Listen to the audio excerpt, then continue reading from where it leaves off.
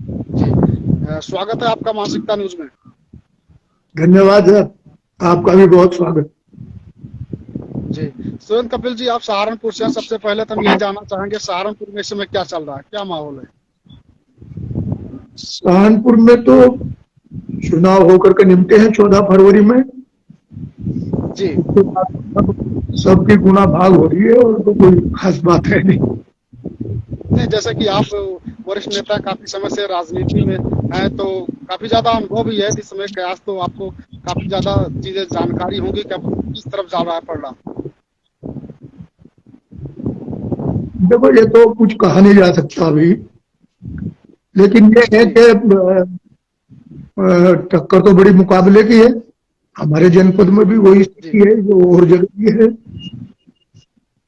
जी। जो पहली पिछले बार की जो भाजपा की रहे थे वो शायद अब की बार ना रह सके।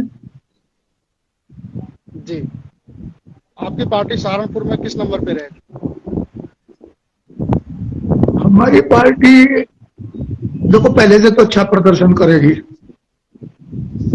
और अब मुकाबला 2 में है तो उसके बाद तो नंबर 3 ही बैठे।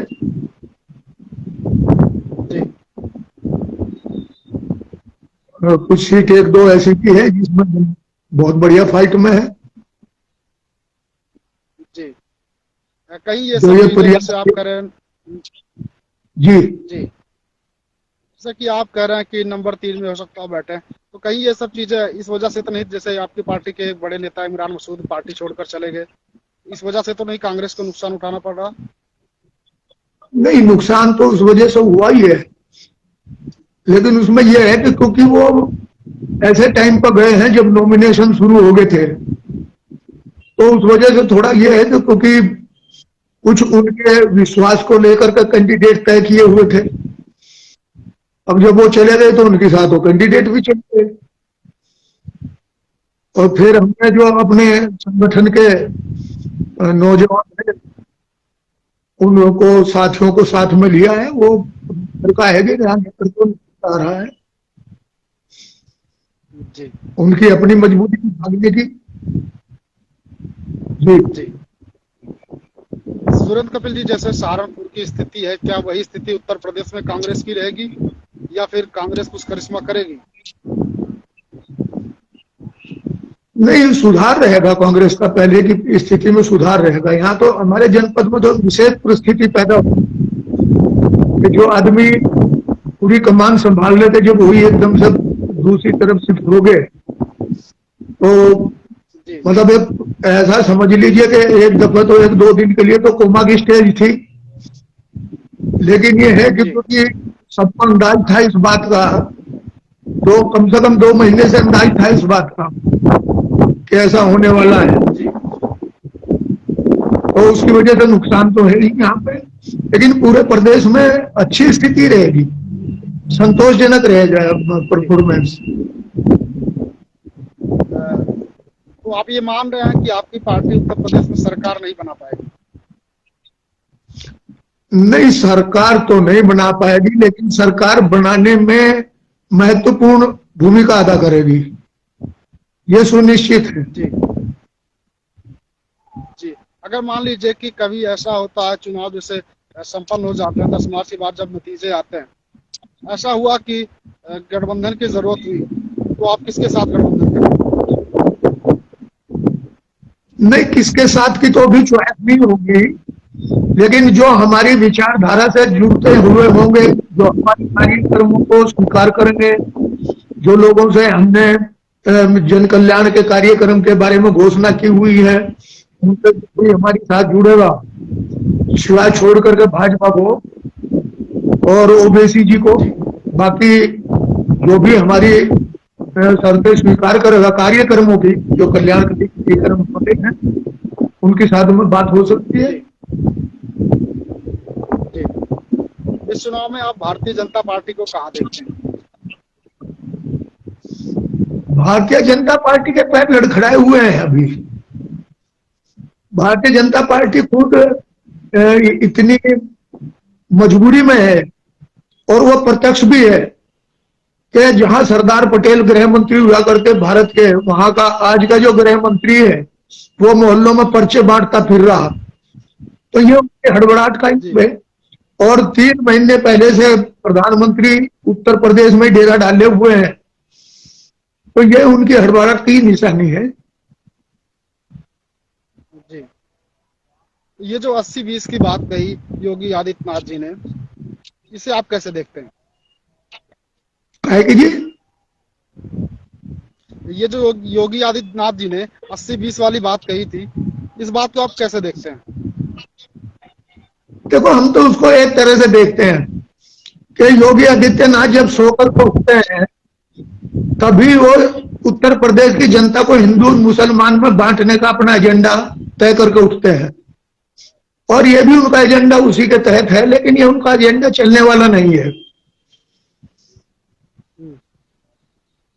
हमारे प्रधानमंत्री भी रोज यही प्रयास करते हैं, गृह मंत्री भी यही प्रयास करते हैं, क्योंकि प्रधानमंत्री तो पूरे देश का होता है, लेकिन उसके बावजूद वो हिंदू मुसलमान में बांटने की बात खुल करके करते हैं। उसमें कोई उनके यहाँ ढका छुपी का मामला नहीं।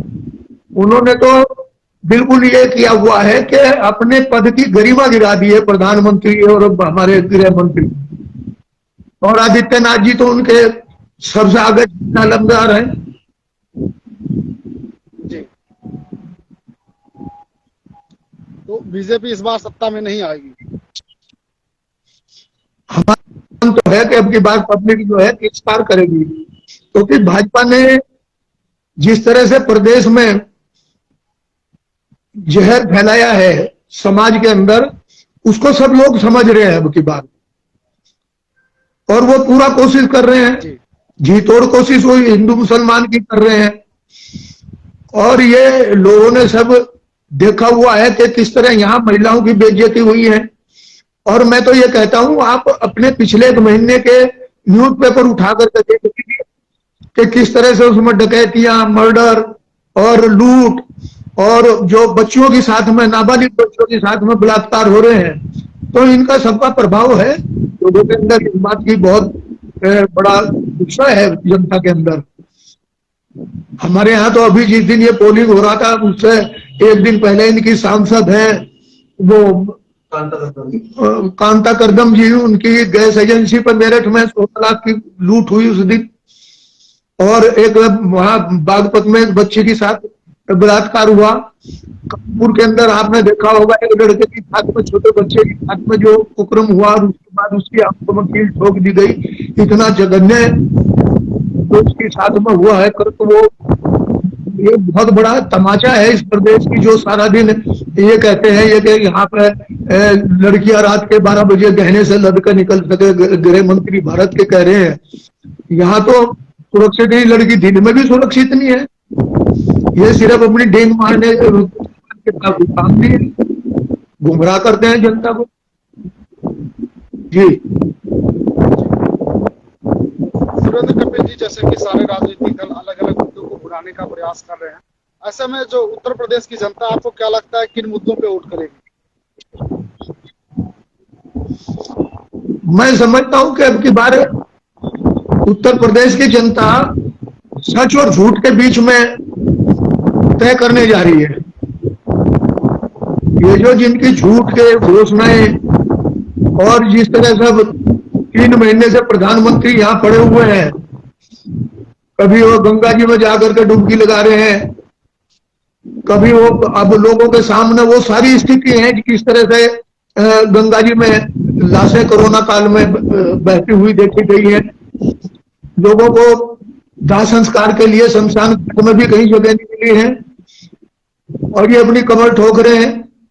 अब ये कह रहे हैं, मैं तो आज देख रहा था इनकी एक वो विधायिका है, वो ये कहने लग रही थी कि अब आप लोगों को राशन में तुम हराम हो, नमक हराम हो, जो हमारा राशन खा करके, और हमारी बात राशन में तो ये जो खाद्य सुरक्षा अधिनियम है ये कांग्रेस सरकार का बनाया हुआ है, और गले के गोदाम भरे हुए दिए थे इनको, तो उसमें तो राशन में ये लोगों से टैक्स वसूल रहे हैं, जीएसटी पे। आज आदमी भी जो कपड़ा पहनना है, जूते पहनना है, वो सामान लेता है, उसको करो जीएसटी में जो टैक्स दे रहा है, उस टैक्स के लेने के बाद में ये कह रहे हैं कि हमने मुफ्त में दिया, ये कह रहे हैं कि हम वैक्सीन मुफ्त में लगा रहे हैं। मुफ्त में हिंदुस्तान के अंदर इतने कार्यक्रम चले हैं, पोलियो का कार्यक्रम चला है, चेचक का कार्यक्रम चला है, हमेशा उनके जो वैक्सीन लगी है वो सब मुफ्त में लगी है कभी सरकार ने, लेकिन ये अपने फोटो लगा करके सिर्फ उसका प्रचार प्रसार करने के अलावा और कोई काम है नहीं। और एक जो वस्तु के प्रमाण पत्र है उनके ऊपर और फोटो लगना चाहिए था, वो नहीं अभी तक लग पाया। आप राशन की बात करें सुरेंद्र कपिल जी, ऐसी स्थितियां क्यों उत्पन्न हुई कि राशन बांटना पड़ रहा है सरकार को? इसका दो कारण है।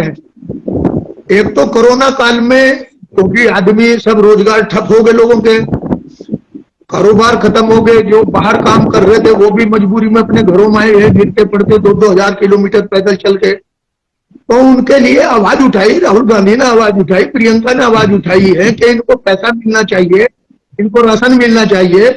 तो इनके सामने मजबूरी खड़ी होगी इस बात की। और ये जिसे पप्पू सिद्ध करना चाह रहे थे, इनके दोनों के काम हमारे प्रधानमंत्री के, गृह मंत्री के, इनको ही साबित कर रहे हैं कि उल्टा यही पप्पू है। क्योंकि जो बातें और जो चेतावनी राहुल गांधी ने दी थी वो आज हमारे सामने स्पष्ट है। उन्होंने कहा था कि 5 तक आप वैक्सीन नहीं किसी को लगा पाएंगे। आज बकौल इनके 150 करोड़ वैक्सीन लगी है, जबकि 2 डोज के बाद में तो 300 करोड़ लग जानी चाहिए थी। तो वो उनकी बातें सही हैं। उन्होंने आर्थिक स्तर पर भी उन्होंने, मनमोहन सिंह ने, दोनों ने इन्हें चेताया था। लेकिन इनकी तो दिक्कत एक और है, जैसे वो एक घर में नई बहू होती है तो सास के कहने से उल्टा चलती है, और बाजी दिफे वो उल्टा चलने के चक्कर में पूजा में वो कहते हैं कि भाई इधर ना जाइयो, गंगा जी में खतरा है, इन्हें मैं तो जाऊंगी, और गंगा जी में जाकर वो डूब जाए। तो उसी तरह का आज हमारे प्रधानमंत्री जी का हाल है।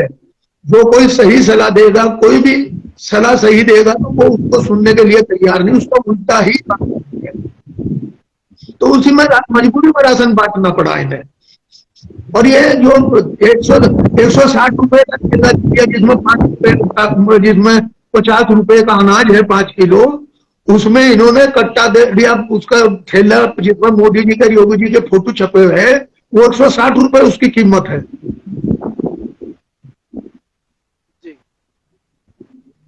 जी सुरेंद्र कपिल जी, आप उत्तर प्रदेश में स्वास्थ्य व्यवस्थाओं को कैसे देखते हैं? जी, उत्तर प्रदेश में आप स्वास्थ्य व्यवस्थाओं को कैसे देखते हैं? क्या स्थिति है स्वास्थ्य व्यवस्थाओं की इस समय उत्तर प्रदेश में?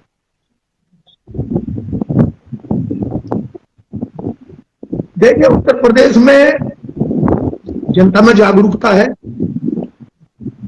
और जागरूकता का जो असर है वो सफाई साफ दिखाई दे रहा है। अभी तक जितने रेस हुए हैं इनमें बौखलाई हुई है भारतीय जनता पार्टी। उनको यह अनुमान है क्योंकि उनके पास में जितने भी सोर्सेज हैं उनकी सबकी रिपोर्ट उनके पास यही है कि उनके खिलाफ माहौल जा रहा है। तो मैंने पहले कहा कि आज पूरी कैबिनेट मोहल्ले में, घर घर में जो लोगों के डोर टू डोर कर रही है और वो पर्चे बांट रही है अपनी प्रतिज्ञा के, उनकी जरूरत ही इसलिए पड़ी है कि इनके पैर के नीचे से जमीन खिसकी हुई है।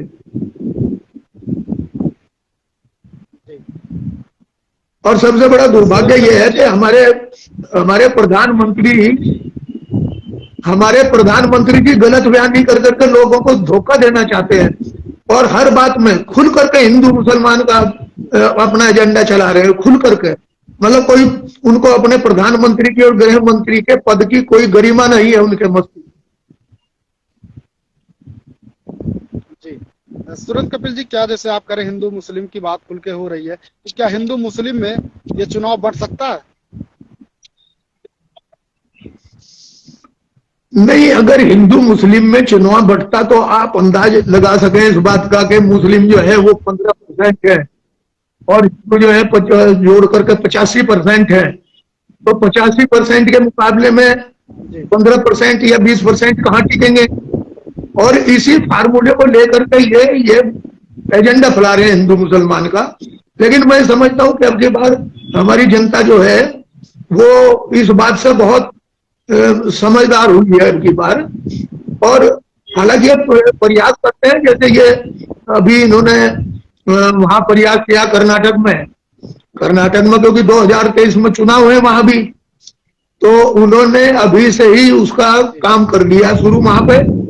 और उसको यहाँ यूपी में उसका फायदा उठाना चाह रहे थे, लेकिन वो बहुत जल्दी लोगों की समझ में आ गया और सब लोग समझदार हैं। मैं समझता हूं इनका एजेंडा वो नहीं चल पाएगा। जी। सुरेंद्र कपिल जी, आपने कहा कि कांग्रेस पार्टी तो जैसे अपने दम पे सरकार तो नहीं बना पाएगी, लेकिन अहम भूमिका निभाएगी। लेकिन जैसे कुछ पत्रकार साथी हैं और भी जो लोग हैं राजनीतिक हैं, वो ये मानते हैं कि इस बार जो टिकट दिए गए कांग्रेस पार्टी की तरफ से, ये लोकसभा चुनाव की तैयारियां हैं। क्या ये सही है? नहीं, मैं ये मानता हूं कि जो नीति लेकर के जो कार्यक्रम इन्होंने बनाया है प्रियंका गांधी जी ने, प्रियंका गांधी वाड्रा जी ने, उन्होंने बहुत लंबा कार्यक्रम बनाया है। जैसे उन्होंने महिलाओं को 40% के टिकट दिए। अभी जो आज तक हमारी सामाजिक एक संगठन है, आप समझिए जो परिस्थिति है उनमें महिलाएं बाहर नहीं निकल सकती। लेकिन इन चीजों का, जैसे राजीव गांधी जी के टाइम में ग्राम पंचायत में महिलाओं को आरक्षण दिया गया था, उसी तरह से आज जागरूक हुए महिलाएं। और मैं इस बात को बहुत बड़ा काम मानता हूं। हालांकि इस चुनाव में इतना बढ़िया निष्कर्ष शायद ना निकल पावे, लेकिन ये आगामी बहुत दूरगामी परिणाम इसके होंगे कि महिलाएं बाहर निकल करके अपने अधिकारों के लिए लड़ेंगी और खड़े होंगी वो। और जहां जहां भी इन्होंने 40% सीट दी है, इन्होंने मेरे जिले में 2 सीट दी है इन्होंने महिलाओं को, वो खूब हिम्मत के साथ में लड़ रही हैं। और सब जगह रिपोर्ट यही है कि बहुत हिम्मत के साथ में लड़ रही है। सिर्फ जो मैदान में लड़ने की हिम्मत नहीं रखते वो कुछ मैदान छोड़ के भाग भी रहे हैं, लेकिन जिनमें लड़ने की हिम्मत है वो आज प्रियंका गांधी के आह्वान पे बहुत है और इसके बहुत दूरगामी प्रभाव देश में हो। जी। अब प्रियंका गांधी की जब बातचीत हो रही है आपसे, तो आधी आबादी की बात प्रियंका गांधी करती हैं और 40% जैसे महिलाओं को टिकट की भी बात हुई, तो ये जो टिकट दिए गए 40% महिलाओं को, इसके क्या परिणाम आने वाले हैं? अच्छा रिस्पांस मिलेगा? इसके बहुत अच्छे परिणाम आएंगे। मैं बताया ना जैसे कि इसके अभी भी परिणाम अच्छे आएंगे और दूरगामी प्रभाव इसका इतना होगा कि ये सब मजबूर हो जाएंगे सारे महिलाओं के लिए सोचने में। अभी आप देख रहे हैं कि महिलाओं को कोई ज्यादा टिकट नहीं दे रहे। जैसे भाजपा है कहीं थी, वो मुसलमान को टिकट नहीं देती है, उनकी अपनी नीति है। तो अभी महिलाओं को इतना अधिकार देने के लिए नहीं सोच रहे। इकली लीडर है जिसने ये इतना बड़ा रिस्क लिया है इस बात का कि हम महिलाओं को जागरूक करेंगे। और उन्होंने अपना एक नारा भी दे दिया, लड़की हूं, लड़ सकती हूं। और वो लड़ रही है, बहुत हिम्मत के साथ में लड़ रही है। मैं समझता हूं इसके बहुत अच्छे परिणाम होंगे और दूरगामी परिणाम होंगे। राजनीति में पूरे देश के दूरगामी परिणाम होंगे इस बात के, जो प्रियंका जी ने नारा दिया है। जी। अंत में सुरेंद्र कपिल जी, आपसे एक बात और हम जानना चाहेंगे। जैसे प्रियंका गांधी अब जितना सक्रिय हुई, शायद थोड़ा और पहले अगर राजनीति में आ जाती तो परिणाम कुछ और होते। क्या लगता है आपको? मैं सहमत हूं इस बात से आपकी। मैं तो खुद मानता हूं इस बात को। अगर वो 12-15 साल पहले से सक्रिय हो जाती इस तरह से, जिस तरह से आज सक्रिय है वो, तो मैं समझता हूं कि जो नीचे का कांग्रेस का कार्यकर्ता कुछ कोई घर बैठ गया, कोई दूसरी तरफ चला गया, वो सब ना जा पाते। ये मेरी पूरी, मैं 100% दावे के साथ में कह सकता हूं कि मेरा विचार जो है ये बिल्कुल सही है कि वो सब इधर उधर ना बिखरते। आज उन्हें इकट्ठा करना पड़ रहा है और उन्होंने बड़ी मेहनत के साथ में इस बात को जोर दे करके उन्होंने कही है। तो उनकी सक्रियता जो है वो कांग्रेस को मजबूत करेगी। उत्तर प्रदेश में नहीं बल्कि पूरे देश के लिए वो एक उदाहरण पेश कर रही है।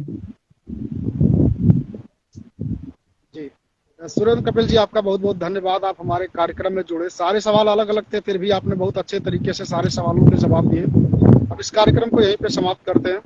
नमस्कार। बहुत धन्यवाद, बहुत धन्यवाद सौरभ जी। आपके साथ में बात करके बहुत अच्छा लगा। आपका बहुत बहुत शुक्रिया। अच्छा।